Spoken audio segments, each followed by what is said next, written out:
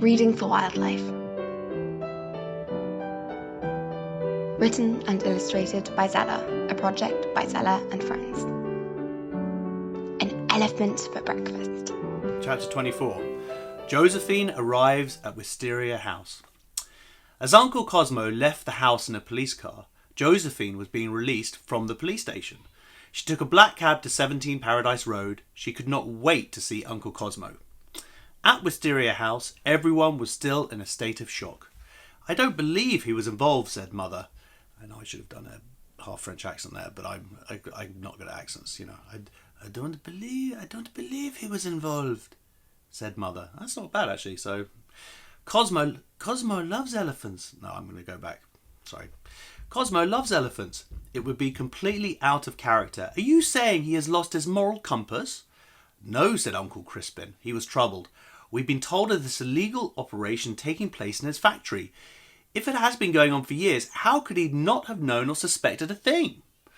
We don't know what evidence the police have, said Aunt Lily, but one would hope they would have searched the fingerprints on all the ivory and chocolate bars here and in the factory. Surely, if he is involved, his fingerprints will be all over the ivory. The chocolate bars would have been eaten, I imagine. Uncle Cosmo said that he knew everyone at the factory, and they were like his family, said Tom. Could they not have run the operation at night, questioned Johnny. Good question. Yes, agreed Uncle Crispin. If they did, then I think it is completely plausible that Uncle Cosmo would not know about it. But there must be an inside team. I hadn't thought of that, said Father. It would theoretically be possible. By the way, I'm not even trying a half Kenyan accent, so just forget it. It can't be done. It's impossible for me and probably for many people, but I'm not going to go. I'm not even going there. I hadn't thought of that, said Father, so I'm just going to make him sound like me. He's just going to sound quite, middle, bit posh maybe. I don't know. I hadn't thought of that, said Father. It does sound very similar to me, doesn't it? But it's not me, so you're going to have to use your imagination in this case, I'm afraid. I hadn't thought of that, said Father. It would theoretically be possible for an illegal factory to operate at night, and Cosmo has always liked routine. I imagine he shuts up shop at 5 p.m. and opens the gates early the next morning. So the poachers could drop their haul in at night and the ivory could be packaged and then posted the next morning. Cosmo would not have any reason to return at night time. So there would be no need to involve him in the operation, observed Aunt Lily. Rose piped up. Was it pipped up? Rose piped up. I put pipped up. But piped up? Piped. Okay.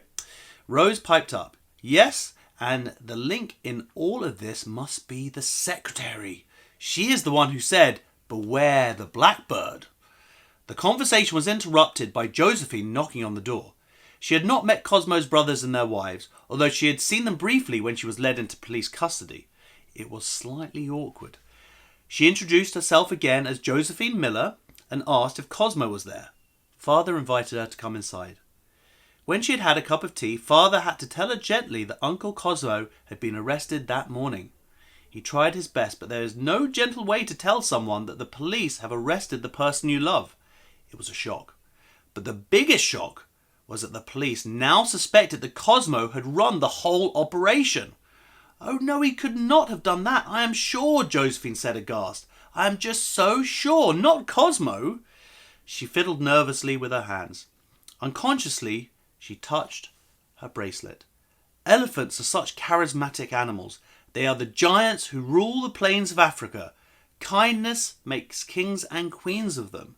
Cosmo could not kill these regal creatures, nor could he be involved in the export of their ivory.